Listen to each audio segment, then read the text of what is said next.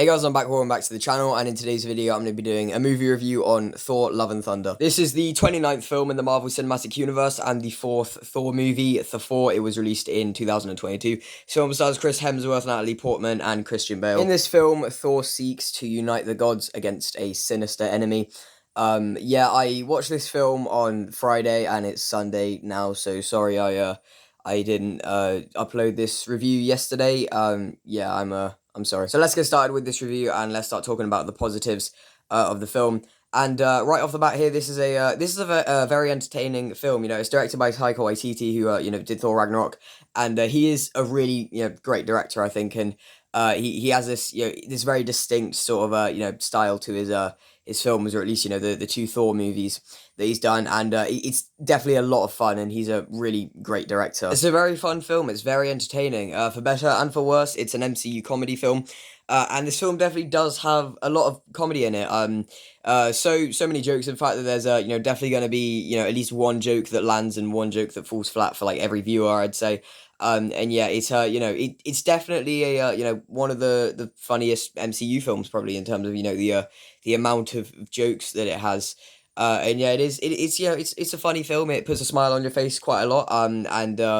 It has a lot of comedy, which is quite nice. The film is just like, I think, exactly 1 minute under 2 hours, so it's 1 hour 59 minutes. So it's a very entertaining film. It's it's an easy watch for the most part. It's just an entertaining MCU film, and I'm always happy when we get films like that. I would also say this is probably one of the, I don't know, prettiest looking MCU films, if you'd call it that. It has a lot of vibrant colors. It looks very nice. The CGI is a little bit kind of overdone at times and stuff. But it's still a very nice looking MCU film, I think. In terms of its colors, and as I said, it's very vibrant, and yeah, it just looks very pretty, I guess, is the best way to describe it. Chris Hemsworth is also great in this film, as usual. He's very good as Thor in these MCU movies, and he is really, really fantastic in this film, as usual. Christian Bale is also fantastic in this film as Gore the God Butcher, and I had a couple of issues with his character, but like Christian Bale, whenever he's on screen, he is really fantastic. He's a really great actor, and he's truly great in this film. The soundtrack here is also like pretty good as well. It mostly consists of Guns N' Roses songs, which is quite funny, but I'm sure a lot of people will like that, and a lot of people will really love the soundtrack in this film because as I say, it has a lot of Guns N' Roses songs, and yeah, it's just overall a pretty good soundtrack. Unfortunately, I'd say those are all the really major things I have to say in the positives section. I'm sure there are a couple little smaller things in this film that I liked, but can't quite remember because they were so small, I guess. But yeah, as I say, this is just a really entertaining film. It is very fun to watch.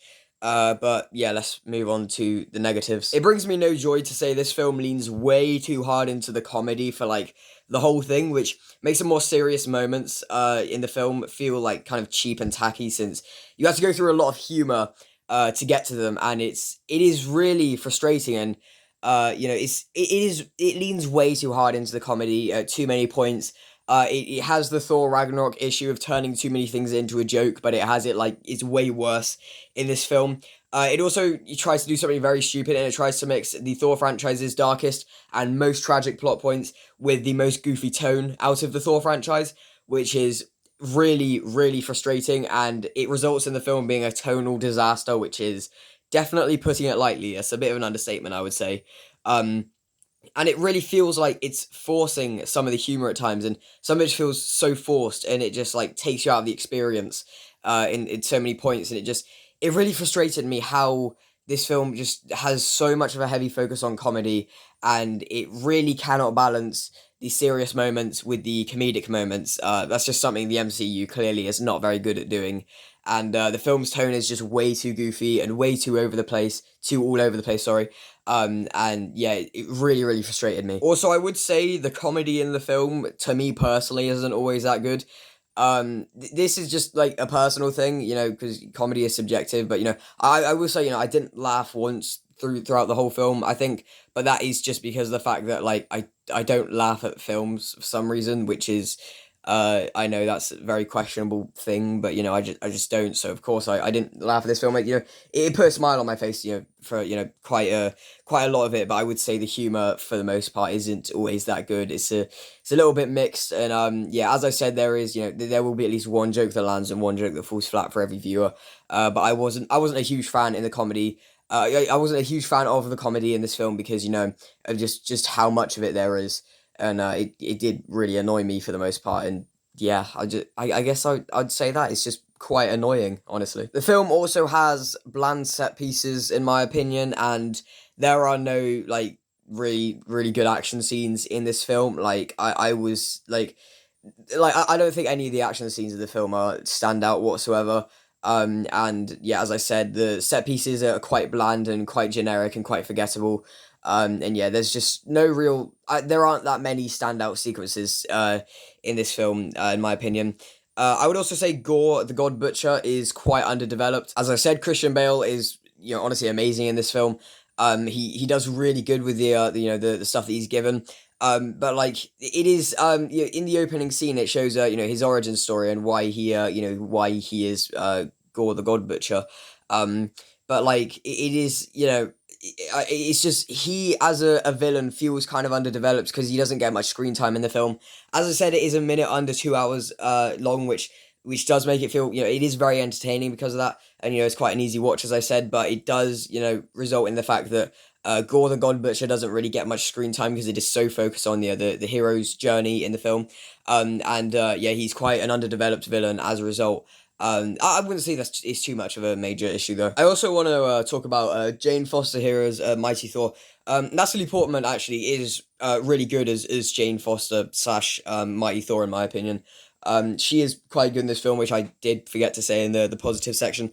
But the thing is, though, is that Mighty Thor's origin story it is very laughable in this film, in my opinion. The way Jane Foster becomes Mighty Thor is so lazy, and is pathetic, honestly. And I was just rolling my eyes at it, to be honest. And yeah, as I said, it's very lazy. So surprise, surprise, I don't really have that much to say about an MCU film, which was evident in my Black Widow and Shang-Chi and the Legend of the Ten Rings review. But yeah, a couple final things I want to say about the film that these aren't positive or negative things. With there are two post-credit scenes in the film, and the second one is the sweetest thing ever. I actually really love the second post-credit scene in the film. It definitely put a smile on my face. And yeah, it's a really nice post-credit scene. I also do want to say that, this is kind of a negative. The film doesn't open with the Marvel Studios logo. It opens with Gore's origin story, and then the Marvel Studios logo comes after it, which feels really unnatural in my opinion. And yeah, it feels kind of unsatisfying. That's just me personally though. So overall, unfortunately, Thor: Love and Thunder leans way too hard into the comedy. Too many points in this movie. And it really takes you out of the experience, in my opinion. It took me out of the experience for a lot of it, because so much of the comedy feels so forced and so kind of in your face, and as I said, it takes you out of the experience a little bit, or at least it did for me, and it fails to make the more serious and emotional moments in the film feel satisfying because of the fact that it is so focused on the comedy that the tone is all over the place, and it feels really unsatisfying. And but as I said though, Taika Waititi directs it, and he makes it a lot of fun, and the film overall is a lot of fun, and it's definitely very watchable. And I did enjoy it. I was never bored throughout the whole film, but I don't think this is one of the great MCU films at all. So overall, I will give Thor: Love and Thunder a 6.5 out of 10. It's more entertaining than it is well put together. Yeah, that's what I have to say about it. So thanks very much for watching this review. If you did enjoy, please remember to like, comment, share, and subscribe if you want to. If you have seen this film, feel free to let me know your thoughts on it in the comments below. Yeah, thanks for watching, and until next time, bye-bye.